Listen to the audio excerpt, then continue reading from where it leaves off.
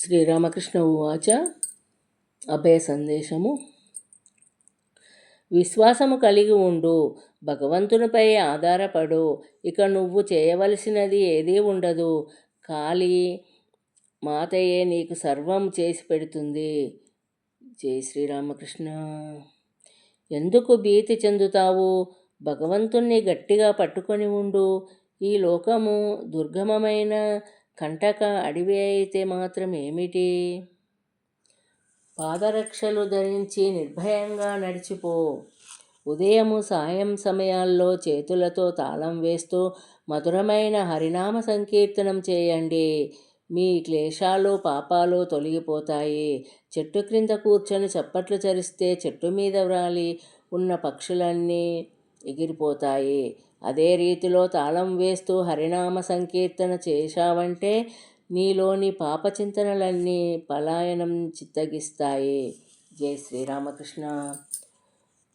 ఉదయారుణ కాంతులు సూర్యుని ఆగమనాన్ని ముందుగా సూచించే తీరున భగవత్ సాక్షాత్కారానికి ముందు మనస్సులో స్వార్థత్యాగము, నైర్మల్యము, రుజత్వము నెలకొంటాయి.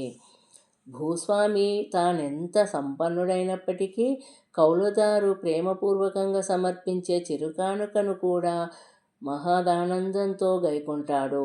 అలాగే భగవంతుడు మహామహిమాఢ్యుడు, సర్వశక్తి సమన్వితుడు అయినప్పటికీ భక్తుడు చిత్తశుద్ధితో అర్పించే చిరు నివేదనను కూడా కరుణాంతరంగుడై పరమానందభరితుడై పరిగ్రహిస్తాడు. జై శ్రీరామకృష్ణ. దుమ్ములో పొర్లాడి ఒళ్ళంతా మురికి చేసుకోవడం పిల్లలకు సహజము. కానీ తల్లి బిడ్డను అట్లే మురికితో ఎక్కువసేపు ఉండనివ్వదు. బిడ్డను కడిగి శుభ్రపరుస్తుంది. అదే విషయము వాసనల వ్యామోహంలో మనిషి పాపాలు చేయటం సహజము. అయినప్పటికీ అతడికి భగవంతుడు తరుణోపాయాన్ని చూపించటము తథ్యమే. జై శ్రీరామకృష్ణ. సదా దైవ చింతనలోనే కాలము గడుపుతూ ఉండే పక్షంలో నీ లౌకిక సంక్షేమాన్ని భగవంతుడే చూసుకుంటాడు. జై శ్రీరామకృష్ణ. భగవంతుడు స్వయాన నీ సొంత మనిషి. నువ్వు ఆయనపై ఒత్తిడి తీసుకురావచ్చు.